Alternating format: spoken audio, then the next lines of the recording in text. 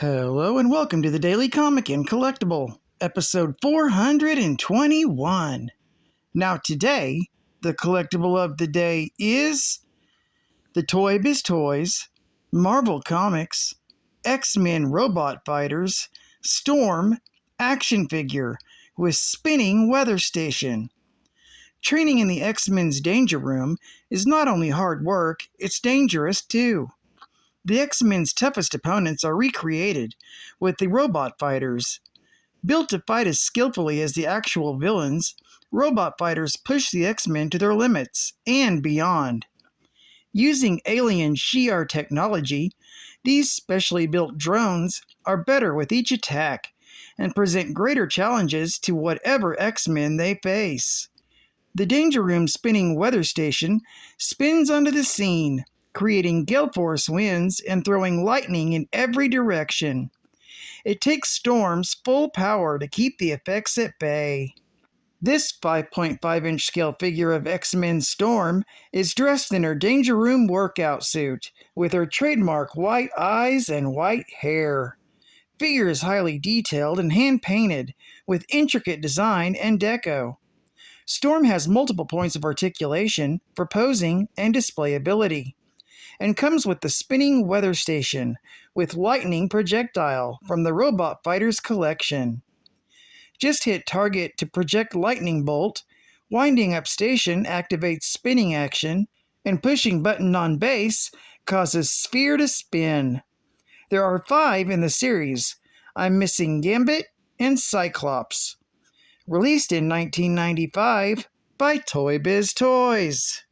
Now, the comic of the day is Uncanny X-Men, Volume 1, issue number 253, with a cover date of November 1989, with story by Chris Claremont, art by Mark Silvestri, and cover by Mark Silvestri.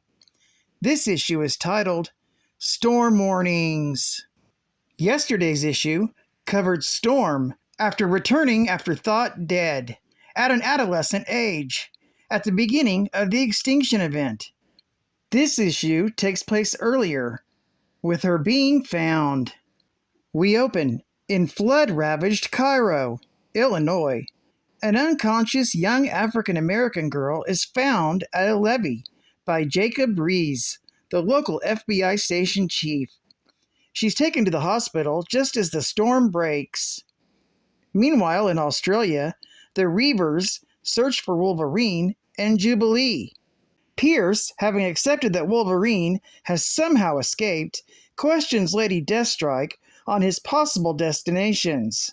Back in Cairo, Dr. Chin and her colleagues discover the young girl doesn't appear on any of their instruments, leading Shen to believe she's a mutant.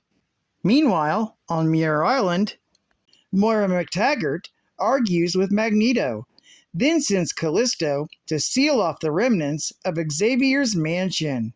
Banshee hears a distress call from a freighter caught in a storm in the Atlantic, and when he flies out to help, he rescues Lorna Dane from the sinking ship, where the entire crew has turned murderous, fighting over her. At Excalibur's lighthouse, Amanda Sefton arrives, looking to make amends with Nightcrawler, but is met instead by Brigadier Stewart, who tells her Excalibur has gone missing. Meanwhile, in Yellowstone, a meditating Forge slips into a vision in which he meets Amal Farak, who is holding Storm in a cage. As Forge watches, Storm grows younger. Farak tries to possess Forge until Forge punches him with his bionic hand. Forge suddenly wakes up, his hand destroyed, but suddenly knowing that Storm is alive, but in danger. Back in Cairo, after what looked like a death from a heart attack, a seemingly deceased Jacob Rees answers Dr. Shin's call about the young mutant girl, and he agrees to handle the situation personally. Back in Australia, Pierce tells the Reavers he's decided Muir Island is Wolverine's most likely source of safe harbor, so he wants the island leveled, every mutant found there slaughtered, and most importantly, for they represent the biggest threat to his ambitions. Banshee and Moira killed. Geek fact: Kid Storm makes her first appearance in this issue, popping up in the center of a huge storm centered around Cairo, Illinois. The first indication we get that perhaps Storm isn't dead after all. The mystery of how Storm turned into a kid will linger for quite a while. She won't get her memories back for even longer, and it won't be until Extinction Agenda that she reverts back to adulthood. But this technically marks the first rebirth for the dissolved X-Men. And Kid Storm will be one of the reoccurring narrative threads the series follows during the non-team era. Bonus geek fact: along with Kid Storm, Jacob Rees, an FBI agent, and Lian Shin, a doctor, both make their first appearances. Jacob then dies of a heart attack at the end of the issue. His body taken over, we'll eventually learn, by the Shadow King. Both Rees and Shin will continue to play a role in the Shadow King Kid Storm subplot moving forward. Another bonus geek fact: Lady Deathstrike spots Wolverine and Jubilee leaving the X-Men's Australian base, but she declines to shoot them or alert Pierce, as she prefers to defeat Wolverine when they can meet as equals. This marks the last time we'll see X-Men's now former Australian base for quite a while. And when we do see it again, it will be a Reavers base again. And Wolverine himself takes another break from the series and won't appear again until Uncanny X-Men, issue number 257, from January of 1990. Advertising ad fact: video games just got a lot easier to order through Sears catalog. Now you can buy Nintendo. Woohoo! Now you're playing with power. Now you can buy games like Zelda 2, Adventure of Link, or Super Mario Bros. 2, or Simon's Quest, even Blades of Steel. You can even pick up a Nintendo action set for only $99.99. At Sears, you get your money's worth and a whole lot more. Well, you did. State-of-the-art gaming. Who said football is a spectator sport?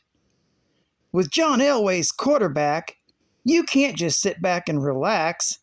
That's because you're in the game, thinking quick, calling plays, and outsmarting your opponent. 24, 16, 32. Hike! This isn't just a battle of brawn, it's a battle of brain. John Elway's quarterback is a football tactics test created for your Nintendo Entertainment System. And it's so realistic, you'll break a sweat. John Elway's quarterback is pad-popping, bone-crushing, action like you've never played before.